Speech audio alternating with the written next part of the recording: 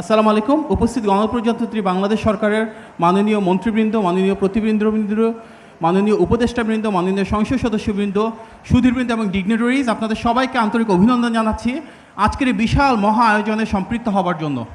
মাননীয় প্রধানমন্ত্রীর নির্দেশনায় আমরা এক মহাযজ্ঞ শুরু করেছিলাম আজ থেকে প্রায় 2.5 মাস আগে, এপ্রিল মাসের 6 তারিখে, যেখানে বিশ্বের আমার জানার মতে সবচাইতে বড় এই আয়োজনে 11 লক্ষের বেশি ছাত্র, 11 লক্ষের বেশি ছাত্রী, অর্থাৎ 22 লক্ষের বেশি শিক্ষার্থীর প্রতিযোগিতার মাধ্যমে 65,000-এর বেশি স্কুল পার্টিসিপেট করেছিল।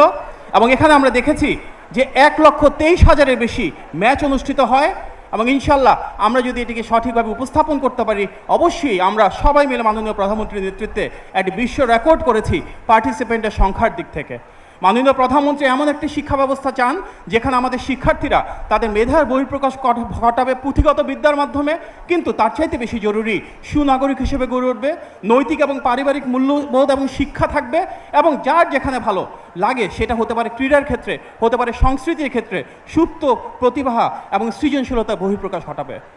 গণপ্রজাতন্ত্রী বাংলাদেশ সরকারের মাননীয় প্রধানমন্ত্রীর নেতৃত্বে আমরা নিশ্চিত করছি যারা এখানে অংশগ্রহণ করেছে এবং যার যে সুপ্ত প্রতিভা রয়েছে সেটি বহিঃপ্রকাশের জন্য সর্বোচ্চ আন্তরিকতা, সহযোগিতা, ভালোবাসা এবং অভিভাবকত্ব দিয়ে সরকারের দিক থেকে আমরা পৃষ্ঠপোষকতা নিশ্চিত করব।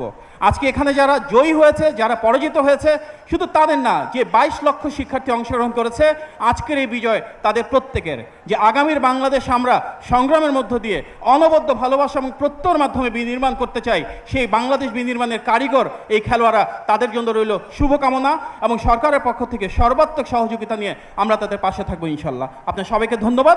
আসসালামু আলাইকুম।